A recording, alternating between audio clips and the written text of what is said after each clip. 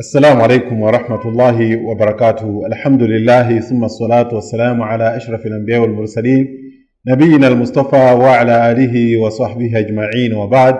Tumemika Allah subhanahu wa ta'ala madari sunin tendere zipite kwa mtumiko kwa maliza Muhammad sallallahu alaihi wasallama akubanjarache masahaba kumanso wina aliyense amene akusatira chiphunzitso chake kumanso chipembedzo chimene cha Islamu kufikira tsiku la Kiyama. Balwango lemekezeka mu Allah subhanahu wa ta'ala, lero tikupitiriza mbuku lathu la Riyadh Salihin ndipo talowa mutu wachitatu komanso imene tisaiwale kuti ndi episode ya number 3 chiyambireni kufotokozerana ndi kuphunzitsana komanso kukumbusana zimene zili mbuku limeneli la Riyadh Salihin limene adalemba Sheikh An-Nawawi rahmatullahi alayhi. Mutu umene tikufuna tiphunzitsane lero makamakanso umene adawufikitsa Sheikh amenewa ndi mutu umene umatchedwa kuti babu as-sabr, kuti khomo lokhuzana ndi kupirira.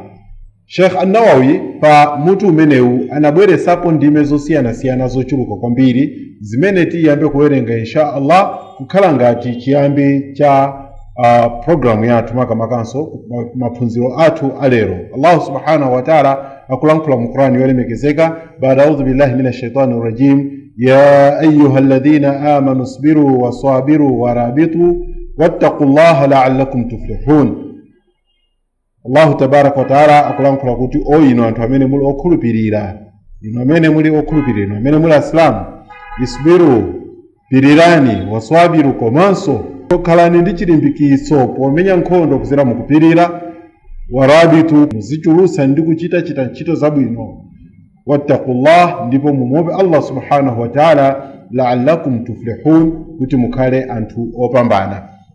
Balwango lemekezeka mu Allah subhanahu wa ta'ala, mawu okuti sabr ndi mawu amene ali mu Chiarabu, ndipo mawu amene wanso ku Chiarabu konko amatcha kapena kuti amatanthauza kuti alhabsu, kuti kumanga. Tikati alhabsu kumanga ndi kuti kuchipanga chinthu kuti chisakhale chinambalala ayi koma chikhale chosungika bwinobwino chabwino. Koma sopano mawu amenewa tikawatenga kuti tanthauzo lake la sharia, la tanthauzo la sharia kawiri timafuna kuti tikuuzeni tanthauzo limeneli lomwe likugwirizana ndi chipembedzo, chifukwa pali kulankhula mu Chiarabu ndiye pali chipembedzo mmene chikumverera mawu amenewo. Ndiye mawu pa Chiarabu ndi alhabsu, kuti kumanga kapena kugwira, pomwe ku sharia ndiye kuti munthu tikamanena kuti upirire pamakhala kuti tikuyang'ana magawo atatu a zinthu. Kupirira ku magawo atatu kusonyeza kuti munthu ayenera kuugwira mtima wake munjira yopirira koma ku magawo atatu. Gawo loyambirira lenileni ndakuti as-sabru ala ta'a, kuti kupirira ala ta'atillah, pa kumusatira kapena pomvera malamulo a Allah subhanahu wa ta'ala. Munthu akuyenera kupirira pamene akumvera lamulo la Allah subhanahu wa ta'ala ndi kutsatira lamulo la Allah subhanahu wa ta'ala. Tiyeni tuone apa kugawo la malamulo amene Mulungu Allah subhanahu wa ta'ala amatiuza kuti tiyatsatire, chisanzo kuti mwina mwakenso tidziwe kuti kodi tingapirire bwanji. Mwa chisanzo chabe Allah subhanahu wa ta'ala ife Islamu adatilamula kuti tizipemphera kasanu pasiku. Kupemphera kasanu pasiku ndi chinthu chimene chili chopweteka kwambiri kuchita. Zimenezi olo munthu atakhala kuti ali ndi imani yochuluka kwambiri, koma kuti munthu ukamachita malamulo a Allah subhanahu wa ta'ala ndithu thupi limatha kukhala pena latopa kapena kuona kuti koma ndizoti ukunyong'onyekwa mu mtimamo kuti uchite, koma ukufunikira kuti uzipirira pogwira ntchito ya Allah subhanahu wa ta'ala, chifukwa sikuti ndi chinthu chophweka kuchita ibada imeneyi. Ikafika nyengo yozizira swala yomweyo timayenera kuti tipange udhu, tisukusule bwinobwino tisanapemphere. Ndiyo kuti udhu umenewu kawiri makamaka kwathu kuno ku Malawi nyengo ndiyozizira, komanso kuonjezera pamenepo ndikupezeka kuti madzi amene ukugwiritsa ntchito ndiozizira. Pamenepo munthu nditsimikiza unena kuti zikutengera munthu kulimba mtima ndi kupirira kuti ukagwire madzi ndi kusukusula ndi kupanga udhu wako bwinobwino kuti ukaswali. Zimenezi zikufunikira kupirira. Ndiperekenso chisanzo china kuti timvetsesane bwinobwino. chisanzo cha zakati. Allah subhanahu wa ta'ala adatilamula kuti ife Asilamu tizipereka chopereka chimene chimakhala chapachaka chotchedwa zakati, chimene chili faradhu komanso ndi rukun, ndi nsichi imodzi mu nsichi za Chisilamu. Zakati imeneyi tikutenga mu chuma chanthu kupereka kwa anthu amene ali ovutika. Mtima wa munthu wina uliwonse umakhala okondweretsedwa ndi kusunga chuma, sumafuna kuti uzitalikana ndi chuma. Koma lamulo ili la zakati likumuwuza munthu kuti ngakhale ali ndi chikondi cha chuma koma akuyenera chumacho kuti achitenge achipereke munjira ya Allah subhanahu wa ta'ala, kukhala gawo loyenerera lopereka kwa anthu ovutika, ndipo ndi haki yawo, ndi right yawo. Pamenepa pakufunikira munthu kuti alimbe mtima kuti ndithu achite zimenezo, chifukwa akukhala ngati akumenyana ndi mtima wake okonda kukhala ndi chinthu ndi chuma, komanso akumenyana ndi lamulo la Allah subhanahu wa ta'ala loti chuma chimenecho ayenera kuchipereka chinchoke m'manja mwake. Pamenepo pafunika kuti munthu apirire.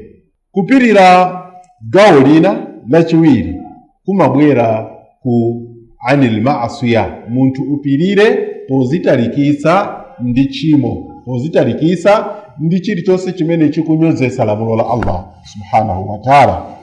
Chisanzo chabe machimo ndochuluka kwambiri.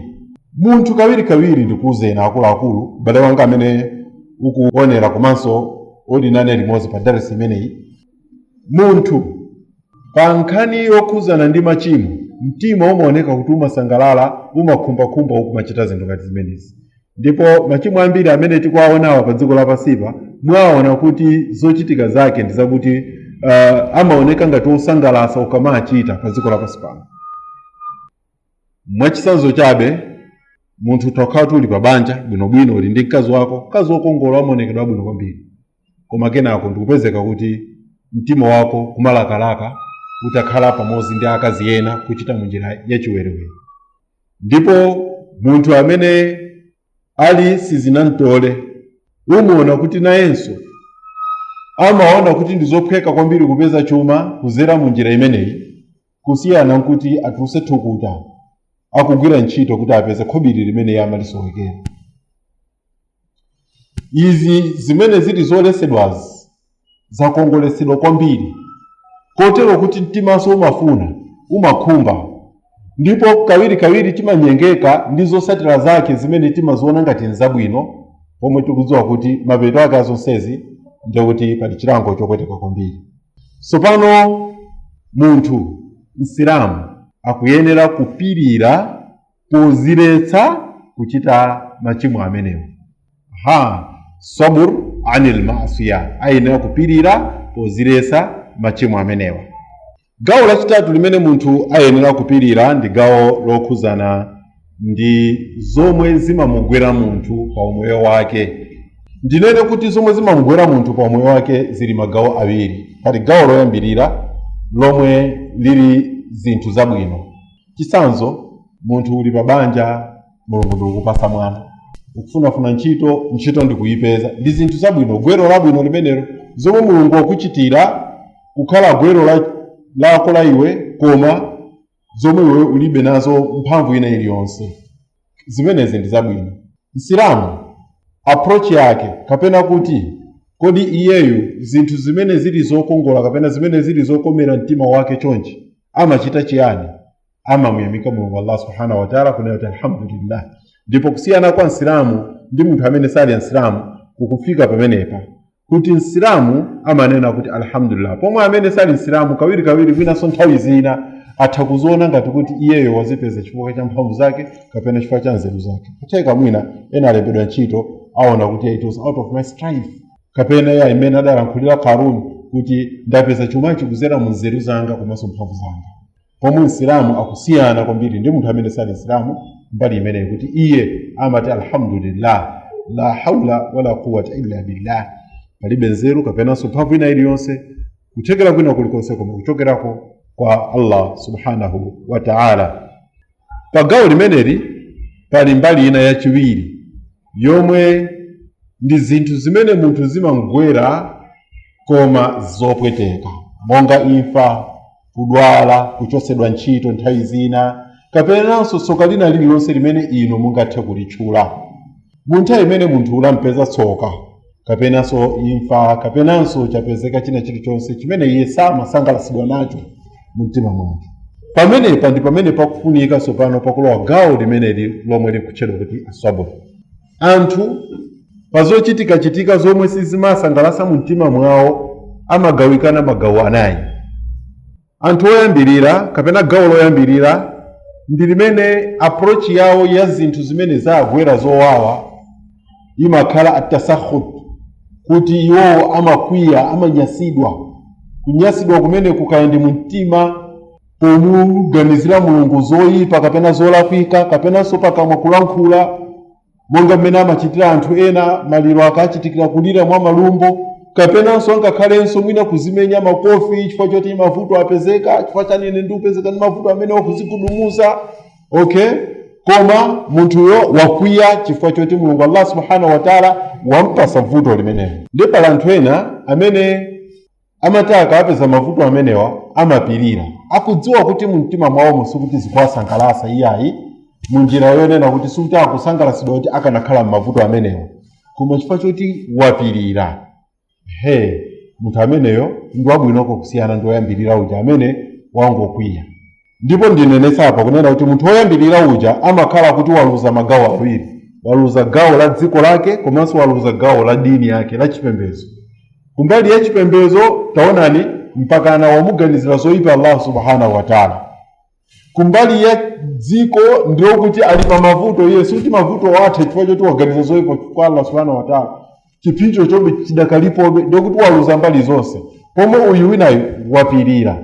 Ndiye pali ena amabwera pa step yonjezera kuti apirira komanso ali ndi ridha, amakhala ndi chisangalatso kuti amasangalatsidwa kuti izi ndi zimene Mulungu Allah subhanahu wa ta'ala wandilembera, ndipirira komanso ndiyenera kusangalala, palibe chifukwa choti ine ndikhale munthu wokwiya.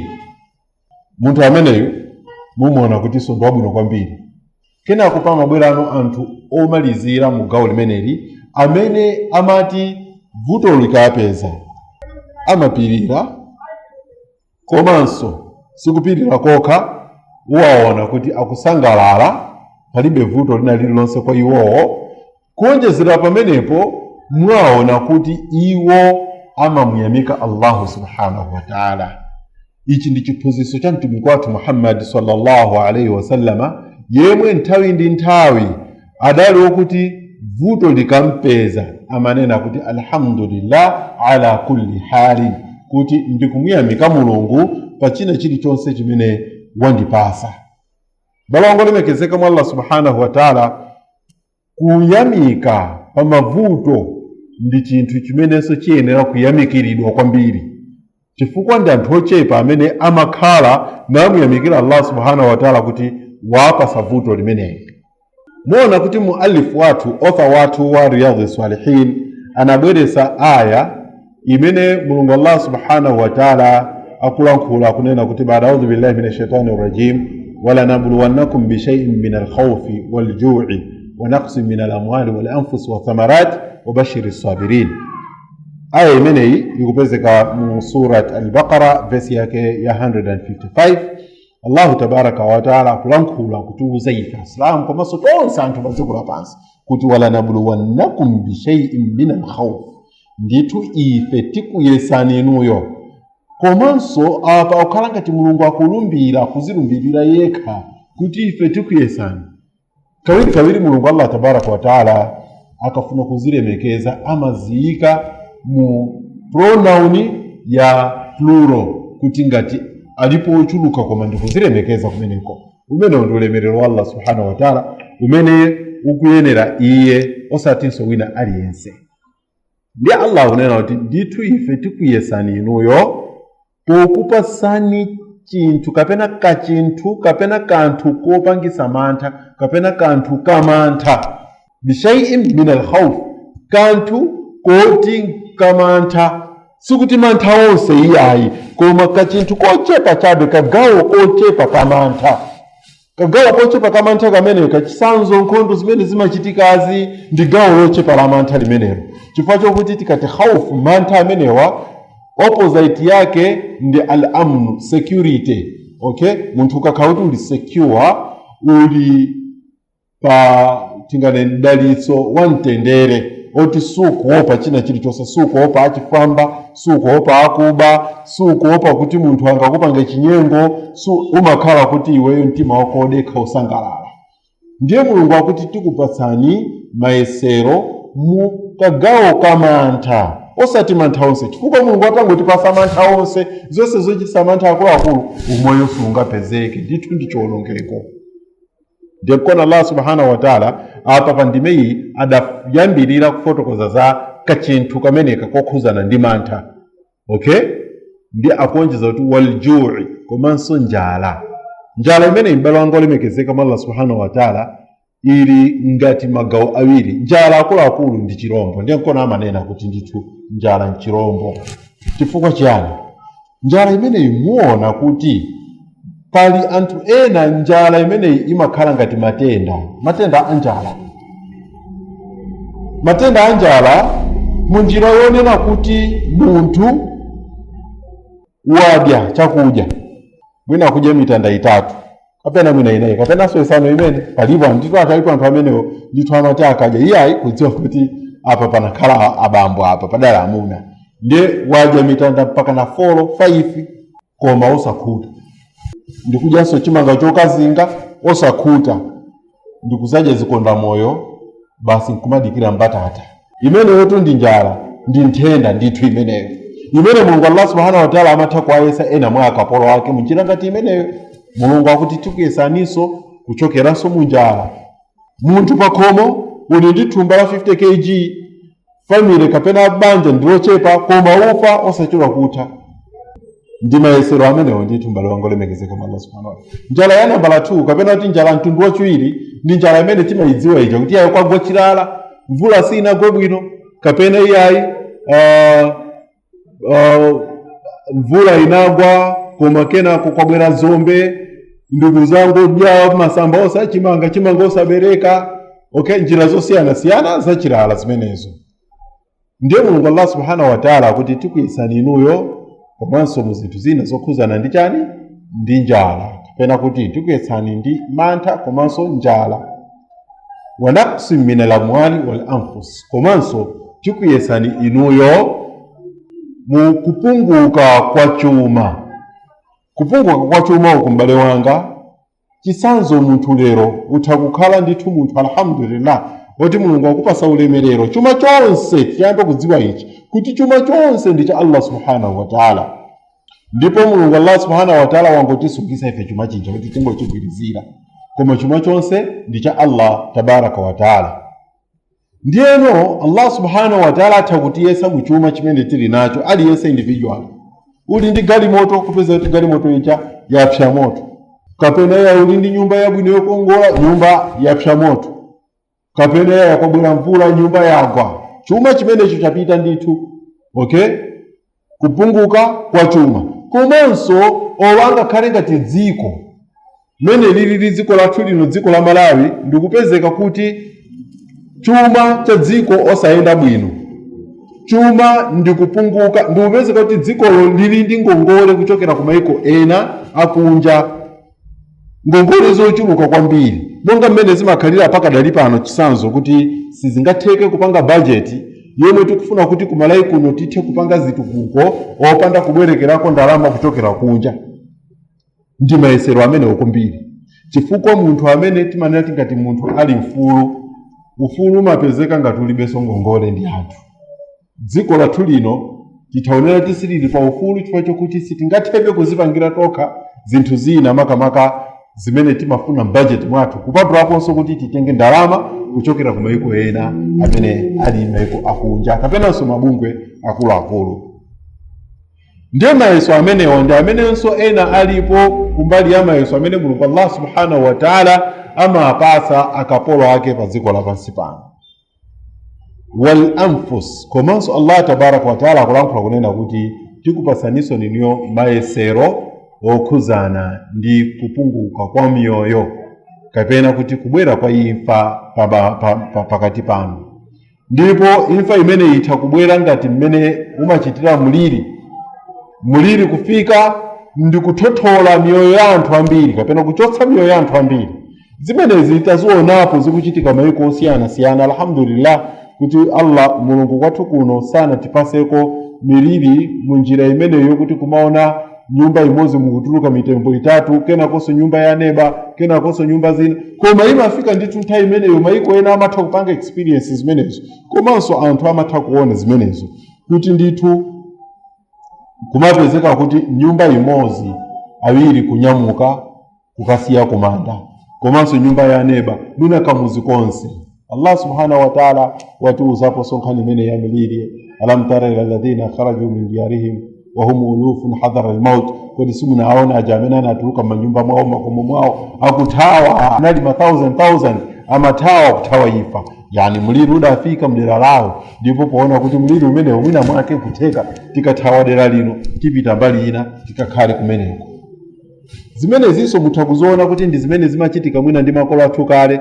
Kusamuka kumene kumachitika ambiri mwa makolo amasamuka chifukwa cha imfa, kuti apa takhala kumwalira uyu kenako kungodusa kanthawi kumwaliranso wina amati malo ano sabwino tiye tisamukire kwina tikakhale kwina kuthawa imfa.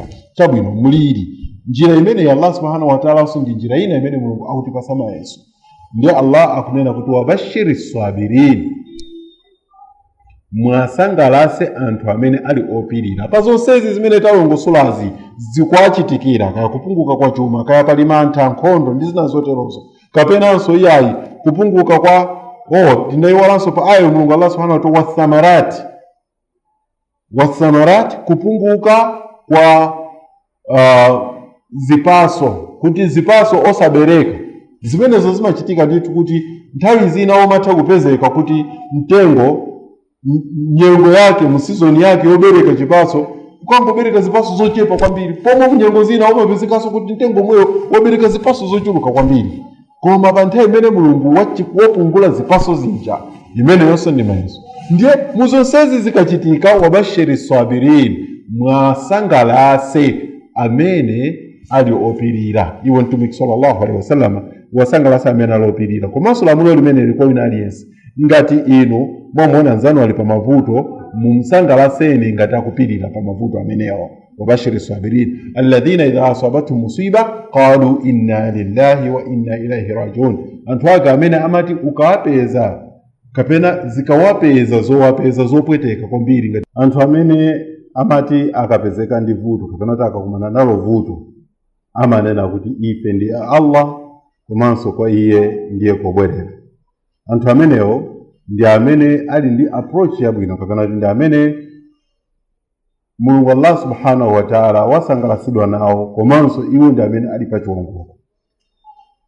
Muallif wathu author wathu amene ali an-Nawawi rahmatullahi alayhi anabweresanso aya imene akufotokoza tsopano nkhani yokhuzana ndi malipiro a anthu amene akuchita kapena kuti akupirira. Allah tabaraka wa ta'ala akunena kuti innama yuwaffa sabiruna ajrahum bighairi hisab, sura Zumar komanso verse yake ya 10. Akunena kuti ndithu anthu amene ali opirira amapatsidwa kapena tazapasidwa malipiro awo mopanda kuwawerengera. Nkhani yokhuzana ndi malipiro tonse tikuidziwa m'Chisilamu, tichidziwa kuti tikati malipiro chimakamba chiyani.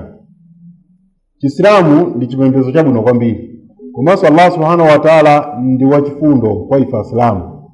Chifukwa munthu ukagwira ntchito imodzi yokha yabwino, Allah subhanahu wa ta'ala amakupasa sawabu zokwanira 10, kapena ngati wagwira ntchito yomweyo kokwanira ka 10 times. Komanso amatha kuonjezera mmene akufunira mpaka na 700 times. Okay? Ndipo akafuna amathanso kuonjezeranso pamenepo. Ntchito imodzi yokha ija koma mulungu ndikupasa malipiro ochuluka choncho.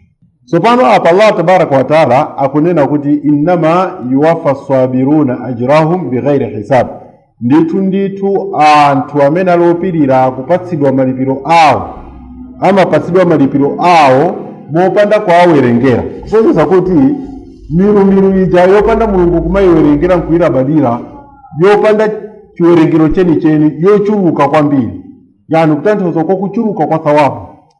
ntchito imene ya sabr kapena kuti kupirira ndi chinthu chimene chili ndi sawabu zochuluka kwambiri pamaso pa Allah subhanahu wa ta'ala. Komanso muallif anabweresa aya ina imenenso ikutilimbikitsanso za kupirira, ndipo anati wala man sabara wa ghafara inna dhalika la min azmi al-umur. Ndithu munthu amene angapirire komanso nakhululuka, munthu akakulakwira ukumayenera kumakhululuka. Okay, ndiye munthu amene angathe kupirira ndi kukhululuka, basi ndithu zimenezi zili mu zinthu kapena kuti mu zinthu zimene zili zomangika bwinobwino, ndi zinthu zimene zili zomangika bwinobwino, zoyamikika, zotamandika kwambiri, kuti munthu uzipirira komanso uzikhululuka pavuto limene iweyo wakumana nalo. Ndimafuna kuti ndingofotokoza pang'ono. Mtumiki sallallahu alaihi wasallam adatuza hadithi imene muallifunso anayitulusa, ndi hadithi yaitali ndithu imene ikukamba zokhuzana za Chiislamu ndi mmene dini yake ilili makamaka kumbali ya sabr, mbali ya kupirira. Ndipo mu hadithi imeneyo mtumiki sallallahu alaihi wasallam adalankhula kunena kuti wa'lam anna as-sabra anna an-nasra ma'a as-sabr, wa'lam anna an-nasra ma'a as-sabr, kuti uziwe kunena kuti ndithu chipulumutso chimafika ndi kupirira, kapena kuti chithandizo, chipulumutso, chipambano chimafika ndi kupirira. Ngati munthu ufuna upambane pa chinthu china chake uyenera kupirira. Zimenezo timaziona kwambiri kuti munthu amene akungogona ngati ndi kalasi, sakuwerenga, komanso usiku basi akumangosewera ndi mlesi, timadziwa kuti iye sangakololeza bwino tsiku limene mayeso alengezedwa. Monganso chimozimozi munthu amene ali ndi munda koma sakulabadira pogwira ntchito za mundazo, ndi kuti sangapeze china chilichonse.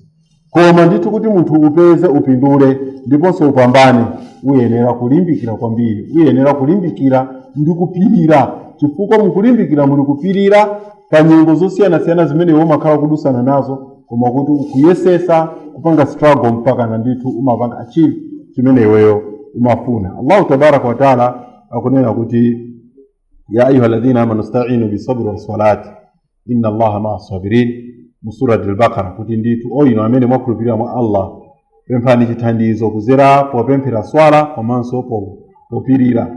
Pemphani chithandizo kuzera popirira komanso popemphera swala. Ndithu Allah subhanahu wa ta'ala ali pamodzi ndi anthu amene ali opirira.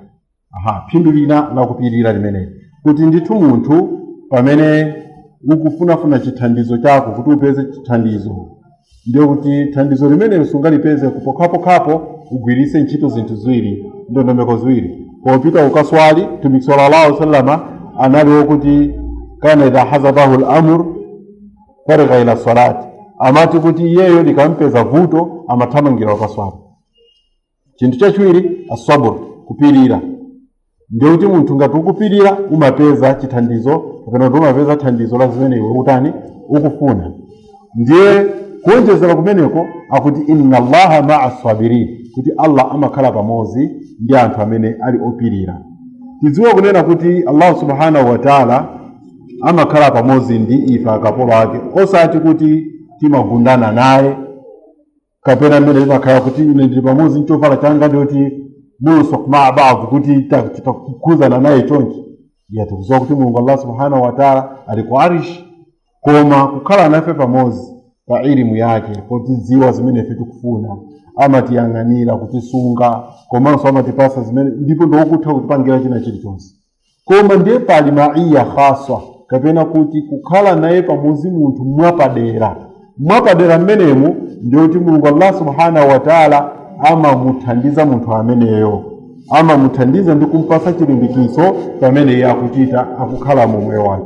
Ndiye kuti anthu amene alopirira Allah subhanahu wa ta'ala amawapasa chilimbikiso ndi chithandizo chomwe chili chapadera chowalimbikitsa ndi kuwathandiza kuti apeze zimene iwo akufuna. Mtumiki sallallahu alaihi wasallam pofotokoza za sabr adanena kuti wasabru dhiya, kuti ndithu kupirira ndi kuwala. Mawu okuti sabru dhiya makamaka liwula kuti dhiya kuti kuwala likusiyana ndi nuru. Popeza kwathu kuno kuchichewa mwina kutheka pali chichewa chabwino chimene tingathe kugwirisira ntchito bwino pa mawu amenewa, koma kuti ine ndikufuna kuti ndikuwuzeni chonchi amene mukuonera komanso amene mukusatira ma lessons amenewa, kuti Mulungu Allah tabaraka wa taala mu Qur'an pofotokoza za dzuwa adanena kuti ndithu iye ndi amene adalipanga dzuwa kukhala lowalitsa. Okay, ndipo Chiarabu chimene adagwiritsa ntchito pamenepa ndi la dhiya, cha dhiya chimene chagwiritsidwa ntchito.